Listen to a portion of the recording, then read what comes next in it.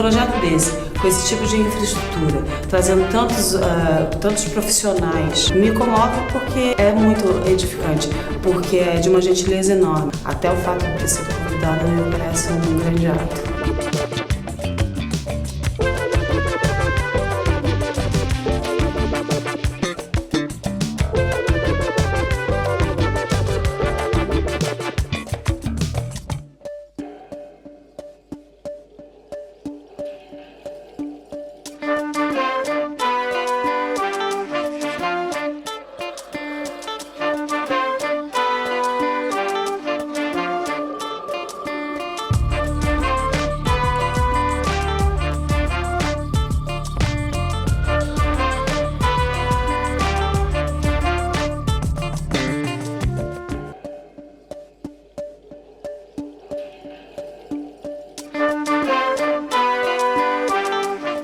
Boa noite.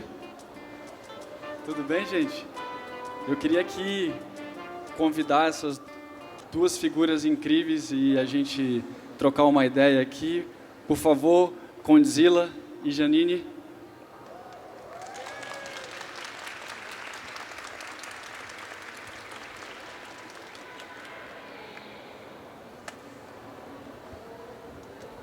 Se sentem aqui. Aqui é o microfone. Boa noite. Tudo certo com vocês? Quem tiver mais no fundo, quiser vir mais à frente aqui, está convidado, viu?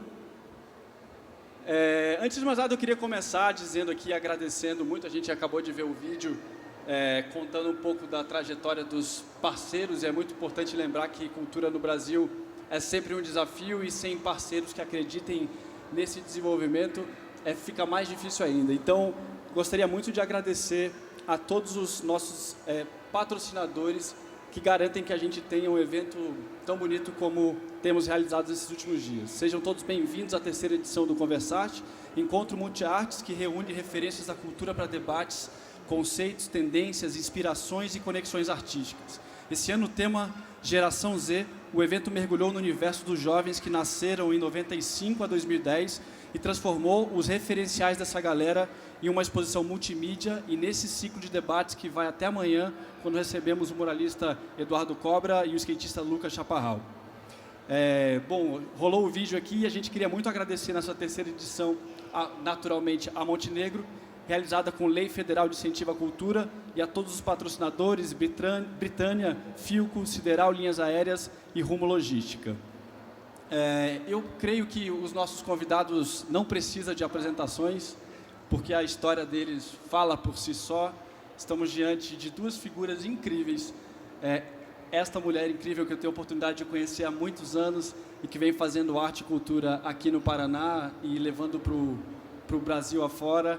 E esse cara genial, que eu tenho muito orgulho de ser da mesma geração que eu, porque mostra que com 30 e poucos anos você pode ser das grandes referências do entretenimento, do mundo empresarial e da cabeça de transformação de um país em que a gente pode sonhar em ter espaço. Condzilla é a representação mais plena e profunda disso. E a gente aqui está super feliz para ouvi-los. A gente vai ter um momento para trocar com vocês, mas eu queria muito aqui começar essa conversa, primeiro com você, Janine, para dizer a alegria de ter você aqui. E queria que você falasse um pouco sobre a importância dessa conexão de estilos culturais e musicais. Você que tem uma força no samba muito grande, mas você tem uma força na música brasileira, né, tão complexa em si. Como é que você vê essa construção da música brasileira hoje e nessa imersão do mercado que está chegando ou desse mercado atual? Boa noite para quem é de boa noite. Acredito que seja o caso de todos nós. Afinal de contas, estamos falando de conexões e uma das coisas que me impulsiona sempre é justamente o entendimento de que a música ela tem esse poder, né? A música ela quebra barreiras. Aqui não interessa a minha religião, não interessa quanto tempo eu levei, enfim, a trajetória ela é importante, mas no momento em que a gente fala de música, a gente fala de identificação. Uma das coisas mais importantes que eu acho que aconteceu na minha vida foi quando eu comecei, na verdade, através de um refrão de rap, né? Eu não tinha nenhuma dimensão do que... Acho que até hoje não tenho, mas enfim. Estamos sempre aprendendo, mas eu não tinha uma dimensão de que eu poderia ser uma artista e viver de música, até porque a minha vivência de música foi herdada pelo meu pai e depois na igreja, e aí tipo era para Jesus, e aquilo não, eu não via realmente um lugar, não que hoje não seja ainda, tá? Tudo que é divino, acredito que a música também toca. E a versatilidade, ela é algo que me acompanha. E uma das coisas que me incomoda muito é um pouco isso, né? Você sempre vai ter que estar numa caixinha porque o mercado te coloca ali, né? Na verdade, a gente estava até falando um pouco dessa coisa de algoritmos, de todo, né, essa identificação. Eu entendo isso, mas eu não tenho problema nenhum em fazer rap, em fazer samba. Inclusive, gravei um funk com o Rincon, Sapiência. Então, eu acho que o importante é que cada pessoa se entregue àquilo que ela é e o que ela sabe fazer. E se, de repente, também essa pessoa ter que planejar, não, eu vou fazer isso, né? Que também acontece muito no meio artístico. Sei lá, posso falar de uma referência para mim, Alcione, né? Que cantava muitas coisas internacionais, jazz, e aí falaram, não, você precisa cantar samba, porque senão não vai rolar. Então, eu não sou contra, eu acho que é um trabalho, né? A música também está nesse lugar. E a minha sorte, eu acho, que é essa pluralidade. Essa pluralidade é quem abre as portas, e ter tido também pessoas muito importantes que me disseram, não, você pode fazer isso. É o que transforma tudo. Então, eu acho que é um pouco desse lugar. Sensacional. Quando eu comecei a conversar com você, por exemplo, acho que uns 4 anos atrás, era um pouco disso, né? Eu estava falando, eu canto rap, mas pode me contratar para esse evento aqui que vai ser legal, o público vai gostar. Total.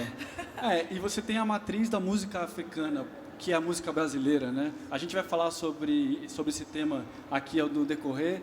Eu vou te ouvir muito. Cara, o que te levou a ser o Condzilla? Em que lugar, em que momento que essa história se conectou?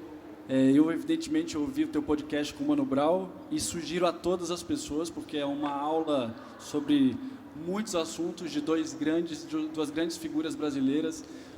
Mas uma pergunta que me veio muito forte é: o que te moveu a construir essa trajetória? Você me dizia agora há pouco que foi um pouco natural, mas aonde que despertou o Condzilla? Que estalo foi esse, cara, para construir essa história a partir lá da Baixada Santista?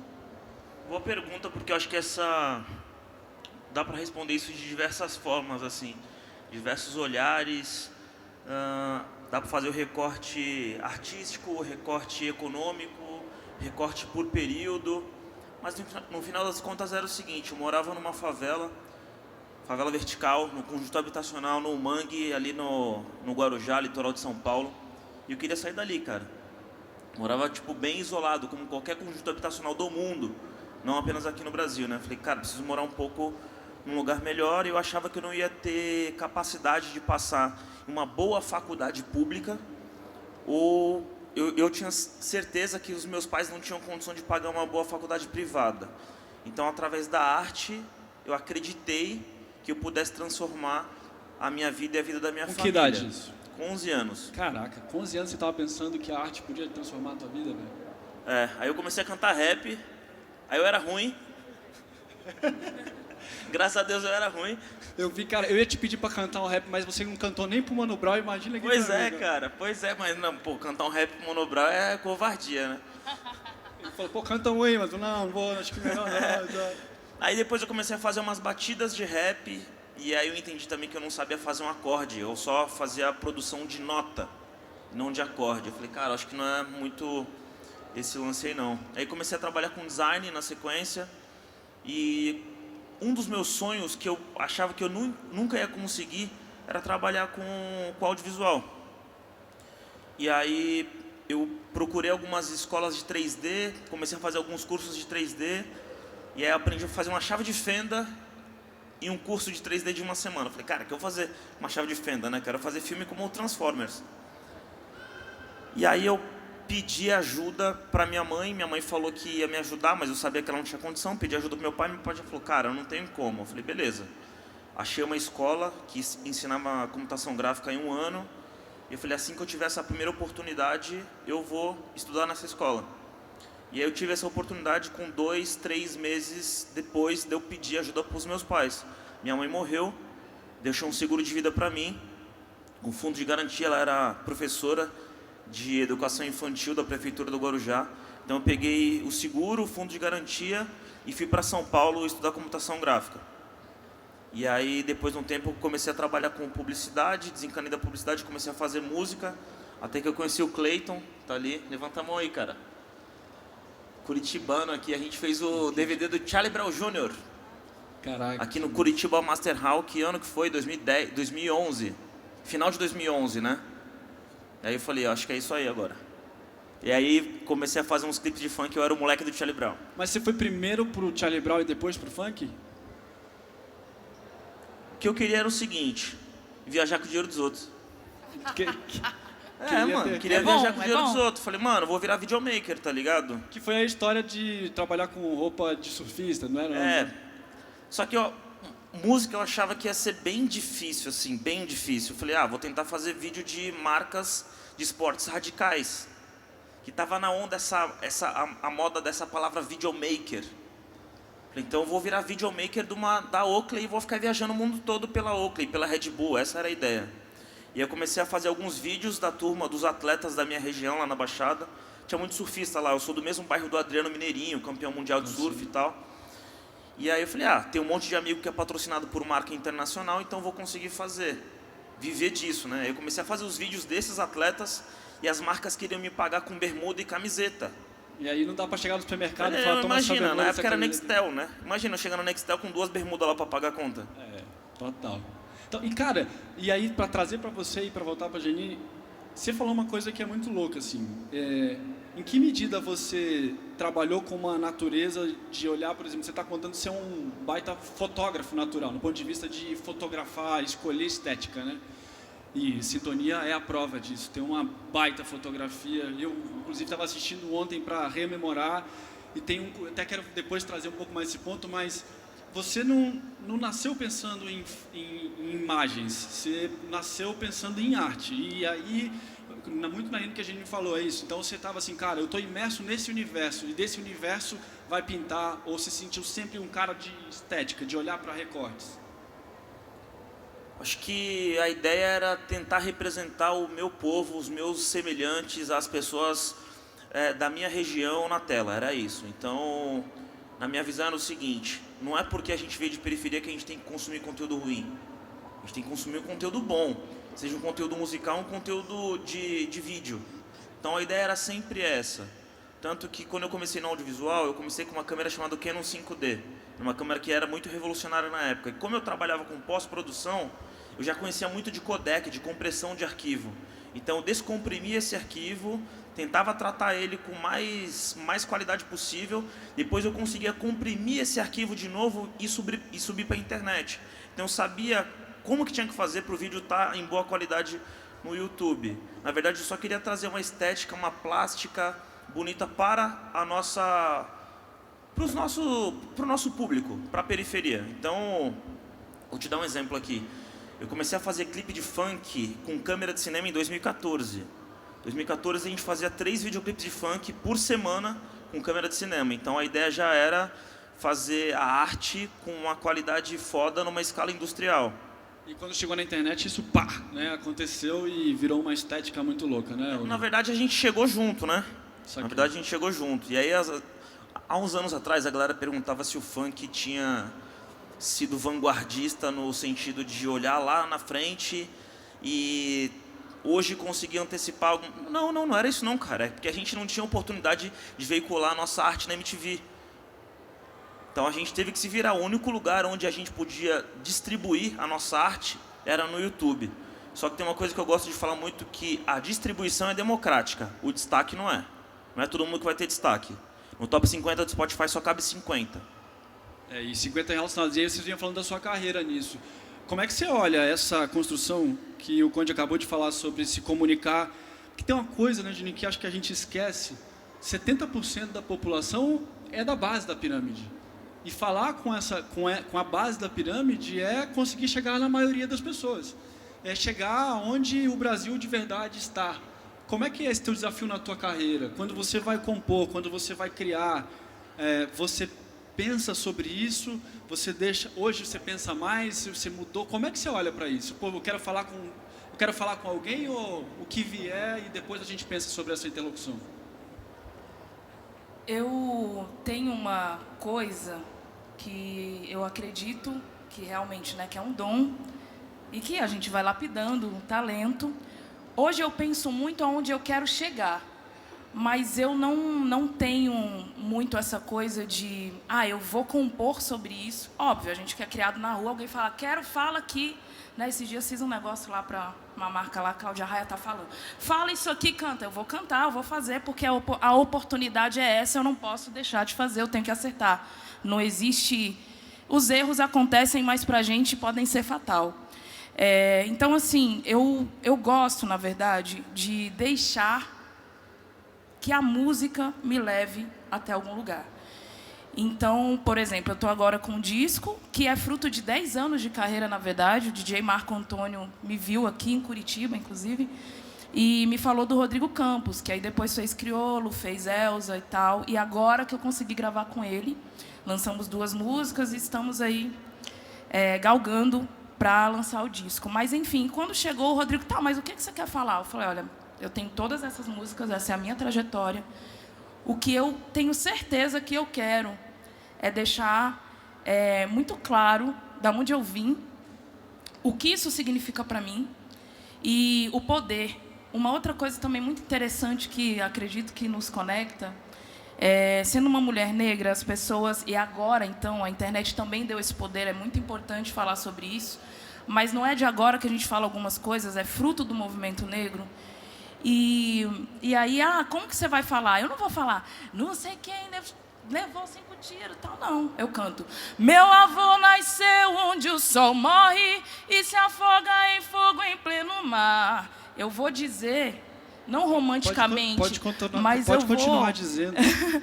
Mas eu vou mostrar a beleza do que é o meu povo. Porque eu acho que de dor e de batalha, a periferia já entende.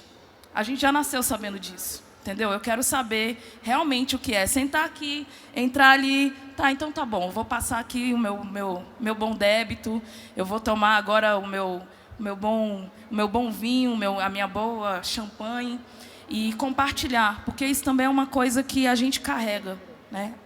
A gente nasce aprendendo a compartilhar as coisas. E eu acredito que nisso também é uma provocação.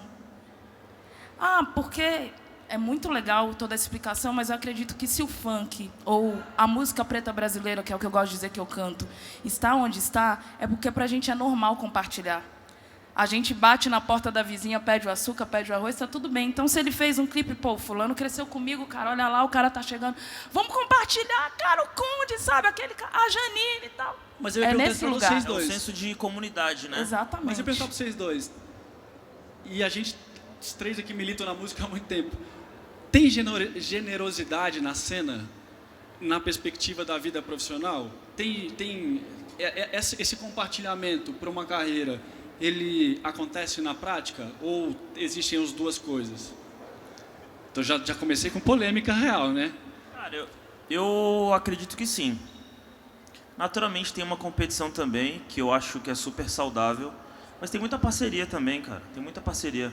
Como é que você vê na tua produtora, no teu empresariamento, assim, dá muita treta ou você vê a galera se ajudando? Mas a gente gosta das tretas, né? A gente que arruma as tretas, na verdade. Entendi. Se esquenta, né? É só não fazer música, é só não sair de casa. Total. Mas eu falo assim, Conde, como treta existe e faz parte, inclusive, isso movimenta a criatividade, né? Você estava comentando agora há pouco de um cara tretando aqui, e ele falou, cara, sempre depois ele faz um baita de um disco depois. O Kanye West e o Puff Daddy. Não sei se vocês estão acompanhando que eles estão tretando aí, e o Kanye West está postando tudo. Semana que vem ele lança um álbum. Aí ganha o Grammy, aí joga o troféu do Grammy fora. Mas quando a gente olha para isso, assim, minha pergunta para vocês é, massa, com certeza isso rola. mas você vê que um dá a mão pro outro para levar adiante. Porque isso, cara, eu olhando pro funk e depois trazendo para a cena da música preta brasileira.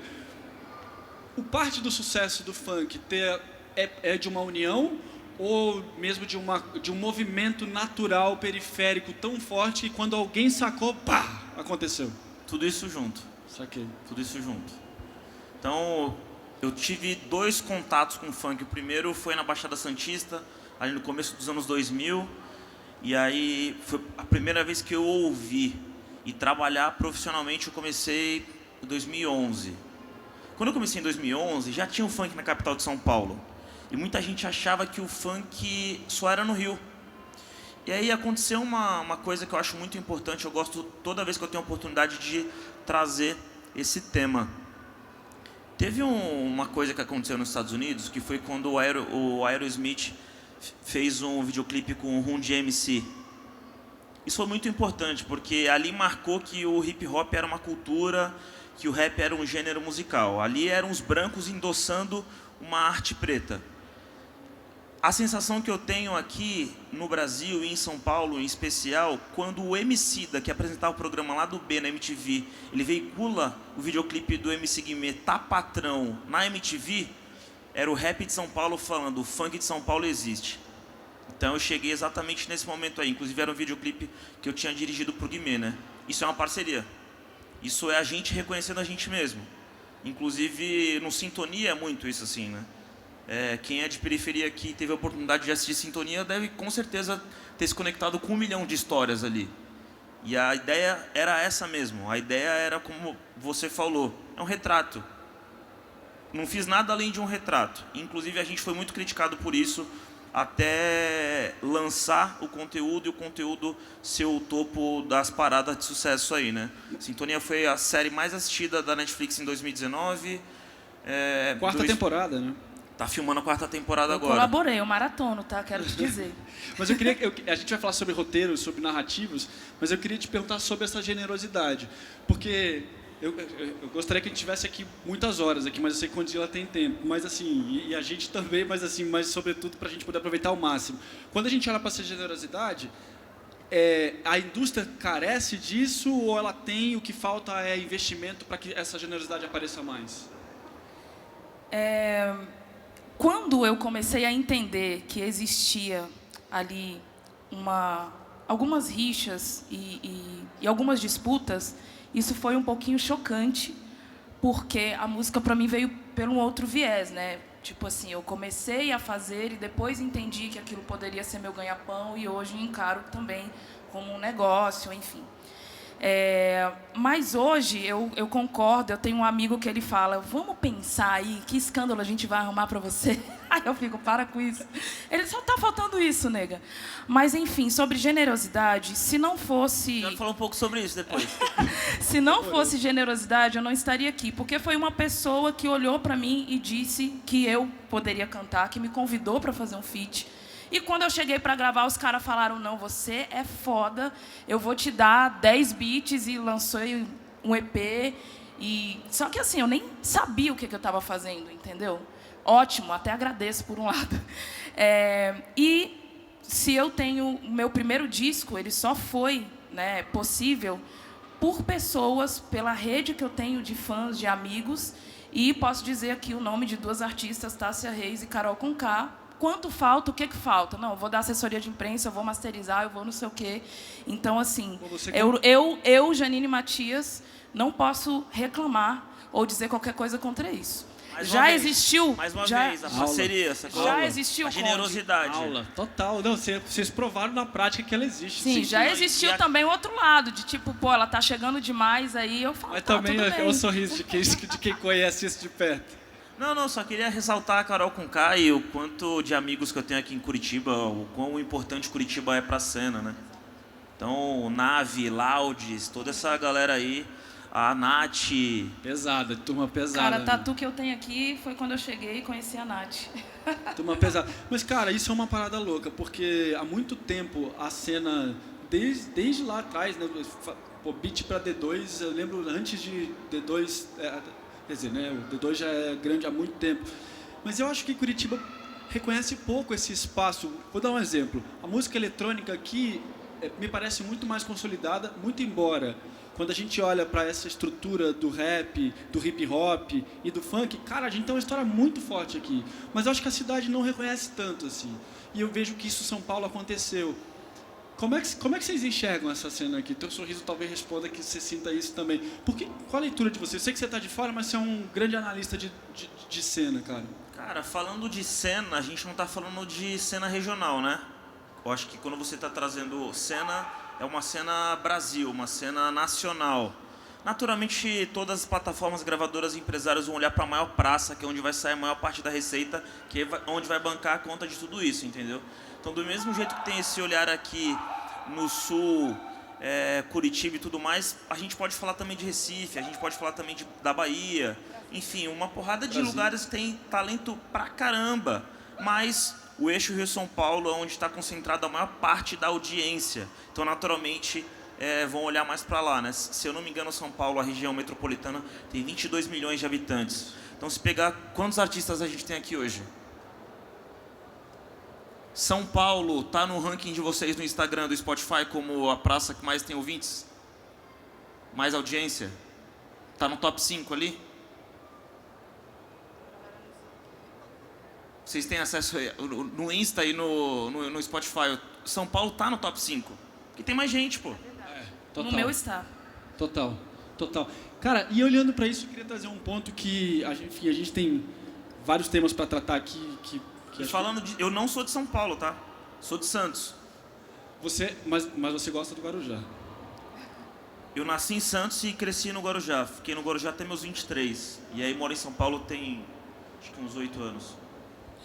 Eu queria falar sobre um tema que a gente já tratou aqui. Na verdade, fazer duas conexões, porque a gente tem dois elementos aqui. Uma vez, há muitos anos atrás, eu tive a oportunidade de uma conversa com o Marcelo Yuca, há muitos anos atrás, há 20 anos atrás, para falar exatamente. E ele fala assim, o funk tem muita semelhança com o samba enquanto história. Se a gente recortar a década de 30, o que o samba passou, porque hoje todo mundo gosta, toca em todo lugar e é reconhecidamente um estilo nacional amado de A a Z. Mas nos anos 30 não foi assim. Nos anos 40 não foi assim. E o funk passou por esse momento também de falta de compreensão, de entendimento de estética, né? Onde o domínio estabeleceu uma condição de não, isso aqui é certo, isso aqui é errado. Na leitura de vocês, o funk está para o samba como o samba esteve nos anos 30, ou seja, hoje muito mais recente, o funk deve ser nos próximos 20 anos a música popular brasileira, ou pelo menos uma parte estrutural dela? Já eu sei, mas como é que você olha isso para reconhecimento? Não sei, mais uma vez, a gente pode responder essa pergunta com diversos olhares. A gente pode falar de estatística, a gente pode falar de uma percepção social, de identificação. Vou falar de estatística, o country music é a música mais ouvida do mundo há 40 anos seguidos. Então isso reflete no sertanejo aqui no Brasil. Música popular no Brasil, hoje, se falar de estatística, se falar do principal indicador da indústria, que é o Spotify, é primeiro lugar sertanejo e segundo lugar funk. Mas está vindo uma onda que eu acredito, eu gosto do termo música urbana. E a música urbana, ela envolve o funk, o trap funk, o brega funk, o drill, o grime, o boom bap, uma porrada de outros estilos de música urbana que dá esse nome, né? Ragaton, mas eu tenho ouvido a Tabagrime. Caraca, velho. A Tabagrime, velho. Que parada que é? Eu não Cara, é conheço muito a legal. Mas é o que? Vai pro trap? Qual é É a tabaque de candomblé com grime, que é um estilo de hip hop que tá chegando no Brasil agora, mas ele já é mais antigo. Eu sempre confundo o drill e o grime, porque um nasceu em Chicago, outro nasceu em Londres. Eu sempre confundo a ordem dos dois, mas drill e grime para mim é o que vai chegar bem forte aí. E você vê esse mix na tua música, de misturar, porque de fato, né, ninguém pode... É difícil falar hoje só de música orgânica, né, só o instrumental mais tradicional. É quase impossível você pensar num disco novo sem esses elementos envolvidos. Como é que você lida com esse mix? Assim? Você curte mais uma onda, depende da época? Como funciona para você? Como eu te disse, a pluralidade faz parte da minha vida e o que eu procuro fazer é justamente trazer a história que eu quero contar, né? Hoje fala-se muito de lançar ou não discos. Eu acho que, para mim, eu falo em disco, mas eu estou lançando os singles e tá contando ali aquela história. E no meu trabalho, sempre, né, desde o começo dessa menina que não sabia o que estava fazendo no meio dos beatmakers aqui de Curitiba e que foi convidada para um refrão, já tinha uma mistura, né? Então, quando ele fala ali de atabaque com algumas coisas, eu, poxa, acho que eu já estou fazendo isso, só não sabia o nome. E aí, assim, trazer tudo isso é muito natural para mim. É muito difícil trazer para você essa resposta como algo... literalmente, como eu te falei, sabe? Cheguei no Rodrigo Campos, falei, olha, eu sei fazer isso, é isso que eu quero fazer. Eu quero mostrar o rap que tem no meu samba, porque eu fui criada na Chaparral, na periferia, entendeu? Ouvindo De Menos Crime, ouvindo Racionais, mas o meu pai é cantor, né, carioca, e isso está em mim. Então, assim, a gente traz isso, né? A minha música, ela tem, inclusive, um lugar assim que as pessoas às vezes falam, o afrofuturismo e tal. E eu já não acho que é sobre isso. Eu acho que é só sobre essa linguagem que as pessoas, muitas vezes, principalmente no nosso país, ainda rejeitam, né?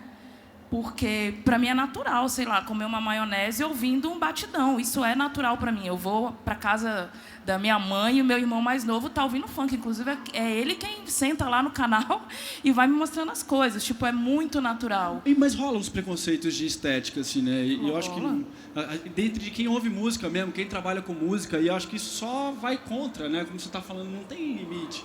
Vai contra no sentido de que misturar é sempre melhor. Você sentiu muito... Acredito que sim. Eu queria trazer em 2 pontos. Primeiro, falar de uma obra que conecta com tudo isso, né? O Laurentino Gomes lançou 3 livros sobre a história da escravidão e agora saiu a última edição e assim a conclusão dele o Brasil tem muito a fazer ainda para pagar a dívida com a cultura afro-brasileira. Nós estamos muito distante de reduzir essas desigualdades de acesso e oportunidade, mas é preciso começar imediatamente. Olhando para esses ritmos e para essa influência toda, como é que vocês veem a construção da cena, do espaço, da construção de arte para as culturas afros, para a música brasileira negra? Cara, falando do meu período, assim, eu dentro da indústria já, acho que a gente está no melhor momento, melhor olhar sobre isso. Inclusive, claro que sempre pode fazer mais, mas eu tenho participado de diversos programas dessas plataformas, tanto de música quanto de vídeo, acelerando talentos pretos de periferia. Então, acho que a gente está num momento bem especial, assim, tem um olhar muito importante para essa nossa cena, para as pessoas da nossa origem. Que massa. E como é que você vê essa difusão? E evidente, o Brasil tem uma dívida que acho que mais 500 anos para pagar uma partezinha dela, mas como é que você vê esse espaço de construção da cultura afro, da música preta brasileira? Olha, que a gente tem uma dívida, a gente não, né? Eles. Isso é super óbvio. Inclusive, acho extremamente importante esse evento ser aqui, porque muitas das pessoas, inclusive que eu conheço, nunca tinham nem entrado por essa porta. Então, a gente fala desse poder da música nesse lugar.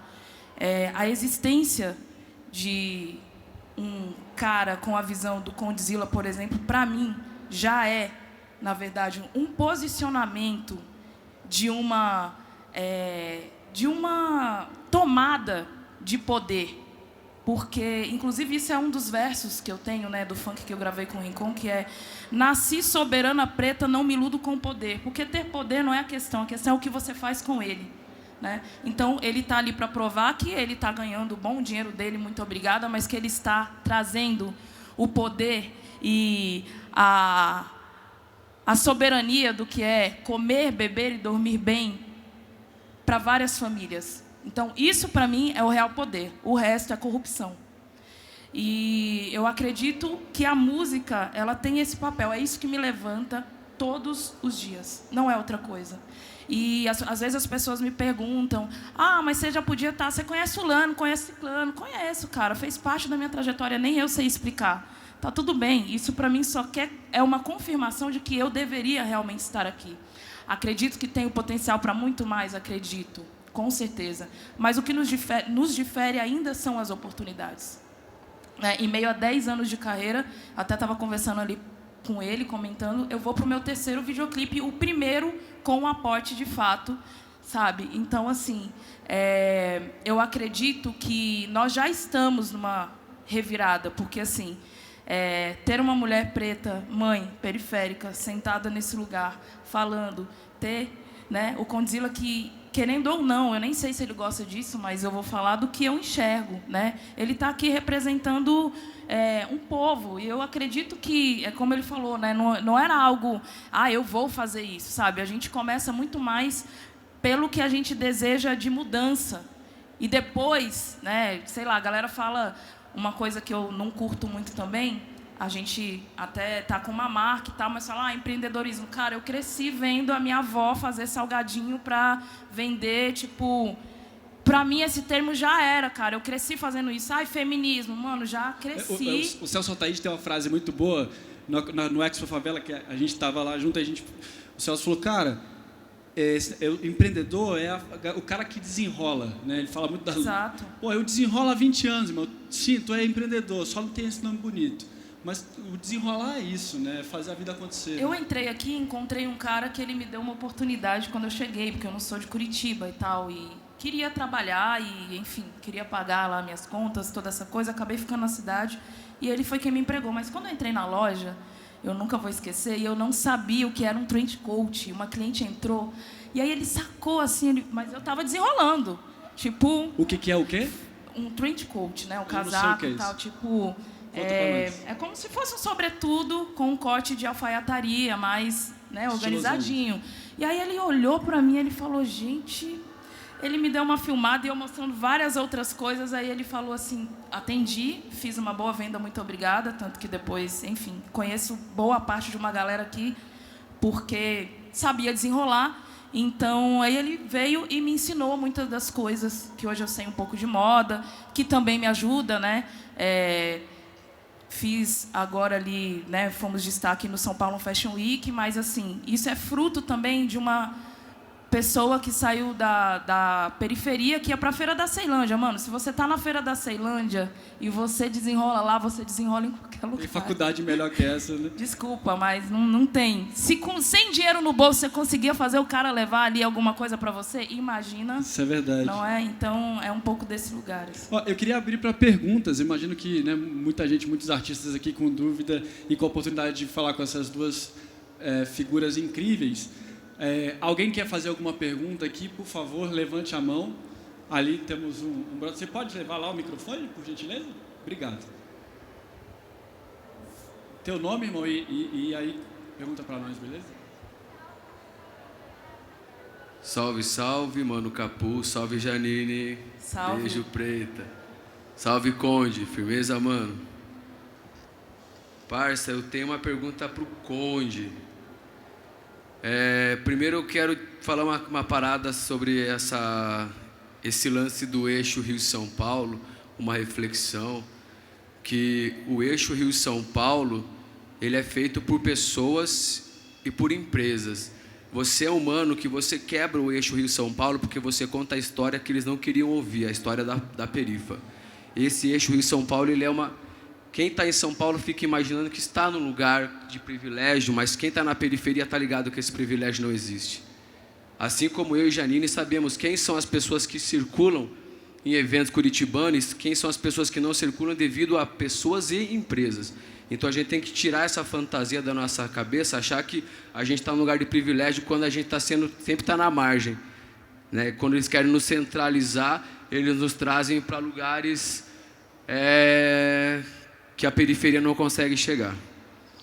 E a minha pergunta agora para você, Preto, é o seguinte. O Doni pergunta sobre a Netflix.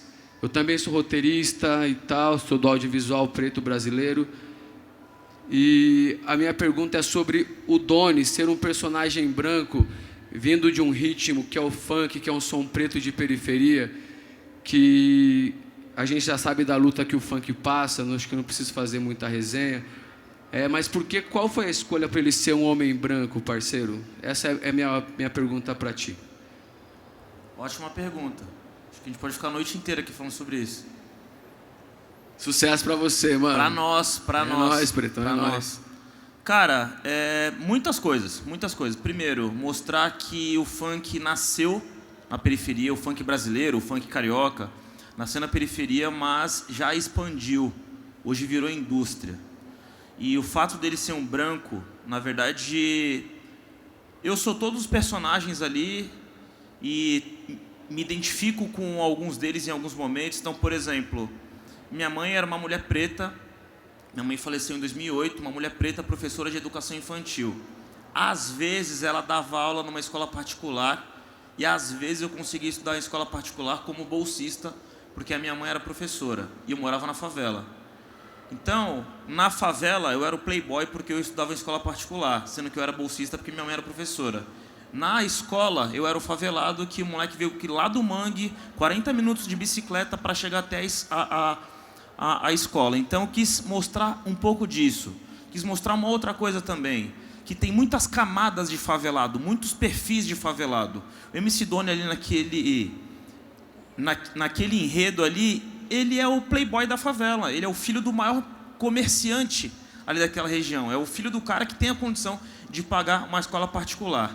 Ele é o único cara que tem pai e tem mãe ali dentro da série, né? Isso é a prova de que não existe democracia. Democracia não, perdão, a prova de que não existe... Como é que fala a palavra? Meritocracia. Meritocracia. Ele tem pai e tem mãe. O Nando não tem, a Rita não tem, mas ao mesmo tempo ele é tão mimado que ele é o mais mimado, ele é o mais frágil. E quando eu falo que eu recebi uma porrada de crítica, foi por causa disso. Pô, você colocou o preto traficante, você colocou o branco como o cantor famoso. Não, calma aí, essa é a primeira temporada só. Vocês vão acompanhar as outras temporadas. Na verdade, o preto é o cara mais inteligente, mais esperto, é o cara que estava fazendo o corre dele, é o cara que é o empreendedor de um mercado que não está regulado aqui no Brasil, que é o comércio de entorpecentes, de droga. Na minha visão, o Nando ele é um executivo fazendo um trabalho ali de um produto que é ilícito. O Nando, né? O Doni é o branquinho boy da quebrada, carente, tímido, inseguro, qualquer coisa ele corre para o pai, corre para a mãe, mas, na verdade, o pai e a mãe dele na rua é a Rita e o Nando. A Rita e o Nando que cuidam do Doni. Então, a ideia era mostrar isso aí, porque da periferia que eu vim, tinham poucos pretos de pele escura. Como eu sou do litoral, tem muito mais indígena na região que eu vim. Muito indígena e muito nordestino. A minha família era uma família a família por parte de mãe, de preto de pele escura, e a família do meu pai, uma família de branco de olho claro. Então, eu ficava vivendo essa dualidade, assim, também, na minha família. Putz, na família do meu pai, todo mundo era de Paraty, de branco de olho claro. Na família da minha mãe, era do Espírito Santo, todo mundo preto de pele escura. Então, eu quis mostrar essa diversidade, porque tem muita gente que era da minha favela que era branco, mas era favelado. E até aproveitar aqui para a gente continuar no tema, pergunta incrível, e acho que a gente Obrigado pela pergunta, muito boa. Eu acho que a gente está junto aqui no roteiro aqui, irmão, porque tu fez a ponte certa aqui, só te agradeço aqui. Sobre narrativa, a palavra dos últimos 5 anos, mas que é muito importante para contar a história. Na segunda ou na primeira edição do Conversarte, eu tive a oportunidade de conversar com o Fernando Meirelles, um dos maiores cineastas do mundo, aliás, um dos maiores brasileiros. É surreal surgir o documentário sobre a vida do Fernando Meirelles. E aí eu perguntei para ele, Fernando Meirelles, Fernando, qual a dificuldade da gente de emplacar roteiros? E aí ele falou, porque a gente tem que aprender a contar histórias. E eu penso que e acho que o Sintonia é a prova de que a gente sabe contar histórias, porque você tem a série mais vista do Brasil. Pergunta para os dois. É um desafio hoje construir espaço para roteiristas que contam história, para a gente poder produzir mais conteúdo nacional, audiovisual, uma vez que música hoje é um conjunto, é sinestesia, um monte de coisa. Como é que você vê a capacidade de contar a história hoje de quem escreve, seja ele compositor brasileiro ou seja ele da área do cinema, do audiovisual? Qual que é o seu nome mesmo, brother? Capu. É difícil contar história? É difícil escrever história? É difícil a história que a gente escreveu ser filmada. É difícil a história ir pra tela. Isso é difícil, tá ligado? Então, tipo, quantas escolas de roteiro, quantas escolas de desenvolvimento aí de audiovisual existem no Brasil? Quantos talentos pretos estão liderando essas salas de roteiro? E desses projetos que já foram desenvolvidos, porque o audiovisual, eles são, na minha visão, são 3 processos, né? A ideia inicial, para você apresentar para alguém, para esse alguém pagar o desenvolvimento, e aí depois que desenvolveu, não significa nem que vai filmar. Eu já fiz várias séries, já escrevi várias séries que estão começo, meio, fim, tratamento 7, aprovado por todo mundo que não filmou, entendeu? Então isso porque, como diria o mercado, eu sou um showrunner pop. Os produtos que eu faço têm uma audiência. Imagina da galera preta que ainda não teve essa oportunidade de provar, de ter a sua ideia, o seu produto, a sua série, o seu programa na homepage da plataforma do canal, na homepage da HBO, da Netflix, da Amazon. Por isso que eu falo, a distribuição é democrática, o destaque não é. E a forma que chega... Como é que é para você a questão de contar essas histórias na música? Porque você estava explicando e você acabou de dizer, você olha para o copo meio cheio, né? Aquele trecho que você cantou eu vou contar de um jeito em que eu possa trazer uma outra perspectiva sobre uma história que todos conhecem. Como é que você vê essa construção na música brasileira e como é que é isso para a tua música? Isso é essencial para a minha música. Inclusive, estamos ali com o Smiley, que é considerado um dos cartunistas aí, número 1 do funk, e que está fazendo aí a minha capa. Olha aí, ó. A gente está trabalhando a minha capa de disco, né? A identidade visual da Janine Matias agora nisso. E eu tô com o meu Black Power. Por quê? Porque eu quero, né? Inclusive, estamos aqui com uma criança linda ali, que é o Jorge, e ele está com seu Black Power. É isso que a gente precisa, né? Eu, da idade dele, minha mãe não tinha essa, vamos dizer assim, essa comodidade, esse entendimento, então ela raspava a minha cabeça, né? Tanto que eu tenho pavor, eu uso mesmo, quanto mais cabelo tiver, eu quero. Pode parecer, poxa, que raso, mas isso não é raso, porque a gente está falando de estética, de empoderamento, e a gente está falando, principalmente, da pessoa se olhar, se reconhecer e ter orgulho de quem ela é, né? E na música, a música, para mim, entra nesse lugar. Eu tenho muitas fãs que são crianças, né? Já vieram me abordar, vamos fazer alguma coisa para criança. Eu recebo muito, verdade, principalmente as manas, né? As crianças pretas, né? No meu show sempre tem crianças também. Ah, mas o que é isso? Eu acho que é porque eu estou indo nesse lugar de também uma criança, né? Uma Janine, que não teve a oportunidade de se amar, né? Eu demorei muito para me ver, para me ver linda, para me entender. Então, a música, para mim, é esse canal também.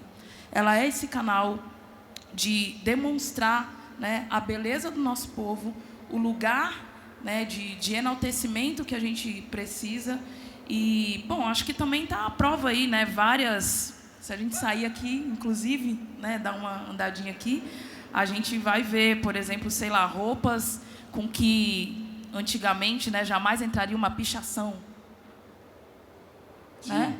A gente está aqui também, tivemos a exposição que teve grafite, né, que teve coisas que... A gente está aqui na frente da Louis Vuitton, que infelizmente a perda do Virgil é uma coisa bem triste, assim, não apenas para a moda, mas para o entretenimento, para a arte, para o orgulho da comunidade preta, mas a galera branca usando uma roupa desenhada por um estilista preto. É isso. Total. Mas eu vou provocar vocês, me permitem?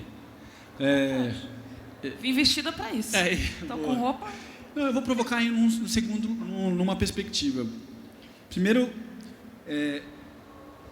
a música, quando a gente pensa... Eu ouvia muito de um artista muito conhecido, como ele não me disse se eu posso falar, eu não vou dizer, porque depois ele me manda uma mensagem me xingando aí. Mas, quando a gente pensa... Há duas grandes divisões na cultura. A cultura como valor patrimonial, e aí ela não tem preço econômico, ela tem valor de formação, que é por isso que a gente tem que tombar prédios, porque ele não pode ser... Tudo não pode ter valor financeiro. algumas coisas precisam ser preservadas, porque ela impacta em valores éticos, sociais muito mais importantes. Mas, do outro lado, existe a indústria. E a indústria tem que saber ler dados, saber ler números, tem que saber jogar o jogo. Porque se você não jogar o jogo e quiser participar do jogo, vou fazer uma analogia. Quer ganhar o sindicato? Dispute o sindicato. Monte a sua chapa e faça campanha para ganhar o sindicato. Minha pergunta para vocês é, também não tem que jogar o jogo, Janine? Lógico. Não tem que olhar para assim, o que vocês conseguiram enxergar? Você, não porque estou na sua frente, você é uma cantora de padrão internacional, de nível internacional, vai cantar em qualquer teatro no planeta Terra, qualquer teatro, e deixar as pessoas emocionadas. Mas para a gente poder fazer isso, a gente precisa conectar com uma linha narrativa socioeconômica, com uma linha que faz... É acertar o vento. E aí eu pergunto para vocês, isso faz sentido? Não? Vocês lidam com isso em paz? É um sofrimento? É uma dor? Não? Provoquei. Cara, eu acho que tem 3 tipos de artista. O artista que acha que artista é ruim, tipo eu cantando rap. O artista que faz as coisas no tempo dele, na arte dele, demora 1000 anos para fazer a coisa ali porque é de coração. E o artista que consegue se adaptar à velocidade comercial, à velocidade da indústria. Então, depende do projeto, né? Então, depende do quanto tem de grana, depende do quanto tem de tempo. É meio que isso, assim. Não tenho grana, então vou ter que batalhar por mais tempo. Putz, eu tenho a grana, então eu consigo contratar um profissional que acertou mais vezes. E até acrescentar para você seguir explicando isso, para depois a gente vir para a Janine, eu achei incrível você falar uma coisa que é cuidar dos garotos que estouram uma canção. Porque o cara estoura e não está preparado para lidar com esse processo.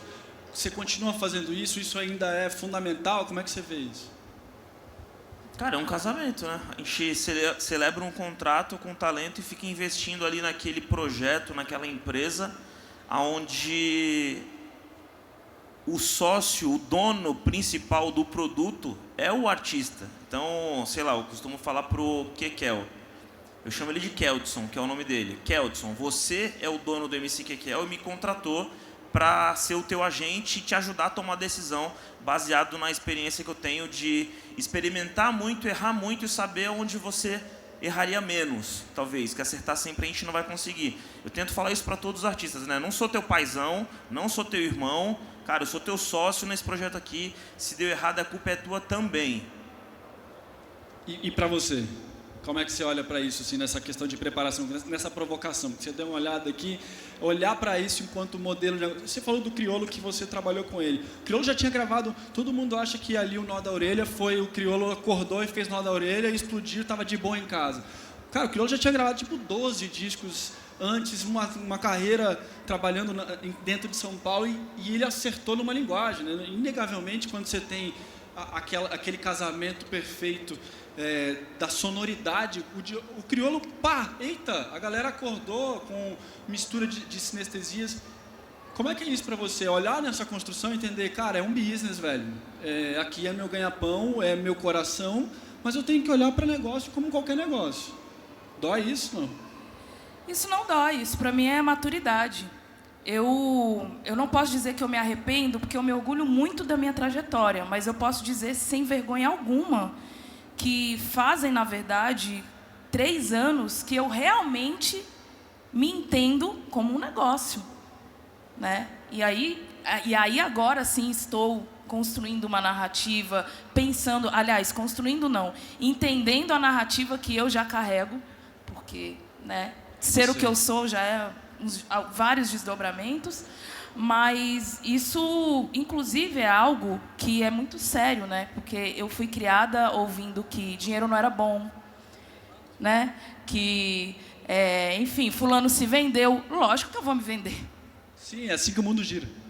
Tá? Mas eu acredito também que isso aí entra... Não é nem teoria da conspiração, é uma questão básica, né? Como ele até falou da questão do destaque, não é todo mundo. Eu lembro de uma frase de uma treta do Emicida com o Cabal, que fez uma diz um pro outro, falou assim, é fácil falar que não se vende quando ninguém quer te comprar. Exatamente. Fantástico. E eu acredito muito nisso e cada vez mais, né, o meu trabalho hoje é justamente organizar a empresa, o produto Janine Matias, porque já existe, muita gente já conhece, e aí quando você fala, né, do crioulo, todas essas, enfim, Flora Matos, Marechal, uma galera que eu conheço, mas porque eu também ia na festa de rap, porque eu venho dessa cultura, mas, e aí quando bate, pô, mas como é que você fez o show crioulo? Ah, é porque eu ia no show dele, ele já veio na minha casa, tipo, e aí hoje ele enxerga também essa cantora, esse lugar mercadologicamente também de sucesso, e tá tudo bem, sabe? Mas eu quero... É muito legal você falar nisso, porque eu tenho enfrentado muito isso agora, sabe, Conde? Tipo, às vezes alguém entra, vamos cantar, gente, não vou. Mas por quê? Porque eu vou cantar no festival tal, vou fazer tal coisa. Não, mas aí você não tá mais com a quebrada, não sei o quê, gente. Se eu não tiver com o que eu sou, não é sobre isso. É sobre, primeiro, o que a gente tem potência, né? E como você falou, né? Eu quero 2023 a minha turnê internacional. Ponto e acabou. Eu quero os meus 200 milhões de views, que de ouvintes eu já tenho. Pérola Negra me deu 232 mil players. Sem jabá ainda, né? Mas, assim, antes eu me orgulharia dizendo, não, hoje eu acho que, assim, é massa, mas tá bom, entendeu? Tá bom. Essa Janine, ela foi muito importante, mas agora, não só as pessoas que curtem o meu trabalho, mas que também já conheciam, precisam entender desse posicionamento. E eu acho que isso é maturidade. O rap, o funk, quando você perguntou lá, e isso é uma das coisas que eu sempre disse, sim, o samba, né, foi proibido, o rap também passou por isso, e o funk... Tá aí, mas assim, nós sempre fomos resistência. Não tem novidade pra gente. Resistir pra gente não é a questão. É parte da própria existência, né? Resistir é existir. Tá tudo né? bem, você vai me dizer não, já ouviu não. Eu tô afim do sim. Teu tempo tá perto, mas temos mais 10 minutos? Temos 10 minutos, que bom. É como tá gostando. Eu queria abrir para mais uma pergunta. Fiquem à vontade. Aqui. Negociou aí? Chegaram à conclusão? Dou-lhe uma. Então, começamos aqui à esquerda. Vamos fazer o seguinte, se vocês puderem ser concisas, as duas fazem uma pergunta, pode ser? Vamos lá. Aí, começando com você, por gentileza. Rapidinho. Boa noite, eu me chamo Sirlene Assis, sou do estado da Bahia. Quero parabenizar os dois. Eu quero dizer que o racismo estrutural, ao longo da história, sempre desqualificou, né, a cultura negra e demonizou também, como o samba, o hip-hop tentou desqualificar. Como é que vocês fazem isso todos os dias para desconstruir esse racismo e, ao mesmo tempo, sem perder a solidariedade que o povo negro tem historicamente resistindo e construindo novas narrativas, né? Seja ela culturais, seja ela qual for, né? Nosso povo resistência. Parabéns, que alegria poder ouvir vocês, viu? Por favor. Boa noite, eu sou a Vanessa. Não, o meu é uma curiosidade, porque a Janine estava falando há pouco assim, qual que é a fofoca que a gente vai lançar tua e tal, e aí o Conde falou assim, não, eu quero falar sobre isso, e aí saiu um foguinho assim, eu queria saber o que ele queria falar sobre isso. Eu não queria falar, mas o homem é bom nisso. Eu quero saber a fofoca. Mas vamos começar com a primeira, obrigado, então, vamos começar com a primeira pergunta em seguida para a sua. Conde. Quer começar? Bom, acho que a gente combate isso trabalhando pra caramba, produzindo bastante conteúdo e... Tem um grande segredo para a música estourar. Ela tem que ser boa. A música tem que ser boa, tem que ser a nossa verdade, a nossa poesia ali. E a música nada mais é do que contar uma história também, né? E essa história vai ser identificada. As pessoas que quantas pessoas que ouvirem essa história vão se identificar com ela? É isso que faz uma música ser boa ou não, né? E aí, por exemplo, eu vejo algumas músicas, principalmente de uns funks antigos, de um estilo chamado montagem. Quer ficar fazendo recorte de algumas letras, de algumas palavras e tudo mais. Esse estilo geralmente não tem uma história, mas todas as outras têm. Se pegar todos os funks que estão aí no top 50 do Spotify, eles estão contando uma história. Geralmente eles estão contando uma história de amor. Seja uma história de traição, uma história de pegação, mas é uma história de amor. Então é meio que isso, assim, a gente faz isso com bastante volume, só que o momento especial assim que eu chego nesse mercado, nessa indústria, é que a gente pode escolher a música que a gente se identifica. Antes a gente era refém de uma programação, de um executivo branco, de uma MTV, ou então de uma rádio que tinha que pagar jabá. Hoje não. Hoje as plataformas de áudio têm programas de aceleração para mulheres, para pretos, enfim. Então, acho que a gente está sendo bem assistido nesse momento, mais do que antes. Mais do que, inclusive, no meu começo, que não tem nem tanto tempo assim, que tem 12 anos que eu estou dentro dessa indústria aí. Mas a gente, na minha visão, a gente combate trabalhando pra caramba, porque a gente só precisa da aprovação da nossa audiência. A gente não precisa mais da aprovação de executivo nenhum. Janine. Recentemente, uma semana atrás, eu fiz... É muito louco isso, que eu faço vários shows grandes fora e Curitiba ainda não tinha feito o Sesc aqui. E aí a gente, no meio ali de alguma coisa, houve uma abordagem. Não, porque a pré-produção e tal... E aí eu olhei e falei, putz, a pessoa não se deu ao luxo assim, de olhar, né, o que a gente estava fazendo, quem eu era, né? Falando até com a Djamila, não deu nem o Google, mas eu acho que isso entra dentro do racismo estrutural, né? Porque o que uma mulher negra aqui está fazendo e o que eu acredito é no que ele falou. Eu acordo todos os dias trabalhando. Então, acabou aquilo, entreguei um lindo espetáculo, muito obrigada. E no outro dia eu não acordei mais tarde por causa disso, sabe? Eu continuei me empenhando, né? Já liguei para outra e falei, e aí, como é que ficou o vídeo, como é que ficou tal coisa, vamos pensar na luz, semana que vem tem tal coisa. Porque também é o nosso trabalho, né? Esse é o nosso ganha-pão. Você não vê o dono de uma marca X ou Y falar, vendi 100 mil reais hoje, então amanhã eu não vou abrir a loja. Não existe sobre isso. E, sendo quem nós somos, a responsabilidade aumenta, sim. E isso não é legal também. Isso não é algo confortável. Isso sim dói. Isso sim dói. Mas é necessário. Eu acho que o nosso trabalho também é sobre abrir esses caminhos para que uma próxima geração venha e ter isso com mais naturalidade. Eu acho que é sobre amor e suor também, né? O Bolt é talentoso? Pra caramba, mas é só talento? O Negrão teve que ir lá pra pista correr pra caramba todo dia por não sei quantos anos. Então é meio que isso, né? Ele foi campeão mundial milhões de vezes e continuou treinando pra caramba. E para encerrar, o nosso tempo está estourado, a polêmica. E aí você pode até ajudar na polêmica aqui que a Janine quer construir, bicho. Tu é bom nessa parada aí, velho. Não sou bom não. É que, na verdade, não é sobre música apenas, é sobre entretenimento. E o entretenimento envolve diversas coisas. Então, a estratégia que, inclusive, por exemplo, que estava comentando do Kanye West aí, isso ele já fez 1 milhão de outras vezes, arrumar uma confusão, depois ele lança um disco. E não apenas ele, mas um monte de artista faz isso. E, no final das contas, o nosso core business, o produto que mais gera resultado para a gente é a música, e a consequência da música é o show. Para a gente conseguir vender esse produto música, tem que envolver uma história. Mais uma vez, é contar a história. Chamar a atenção, gerar uma audiência, aproveitar essa audiência para vender alguma coisa. No nosso caso, é vender música. Só que eu gostaria de trazer um outro olhar aí, mais uma vez comercial. Tem gente que gosta desse meu olhar comercial, tem gente que acha que não. O Conde é muito técnico, tal, não sei o que lá. No final das contas, o que a gente está fazendo é arte para ser interrompido por um anunciante.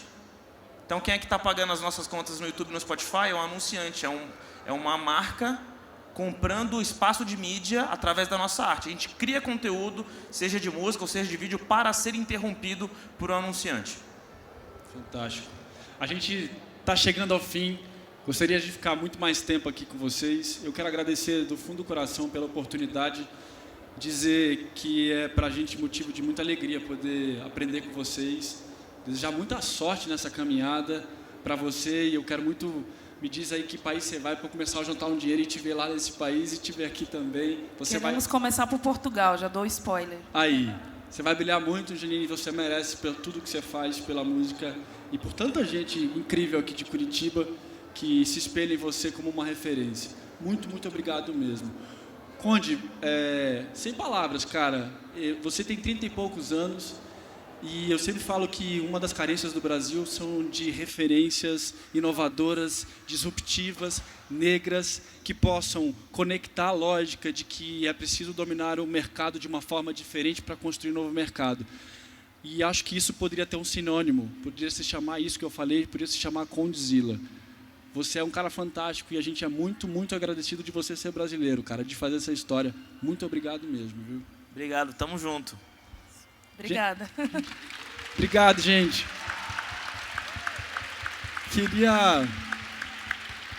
Eu queria agradecer muito a todos os 250 profissionais que trabalharam para o Conversarte acontecer. Eu queria ter mais tempo para a gente falar de cadeia produtiva, de falar sobre... Eu queria só uma frase, só porque eu sei que tem um monte de gente aqui.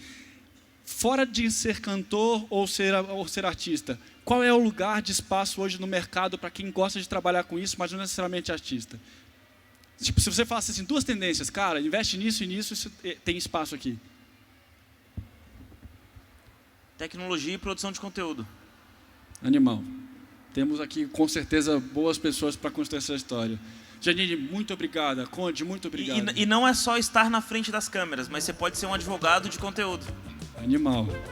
Muito obrigado a todo mundo, muito obrigado aos nossos patrocinadores e até amanhã. Valeu!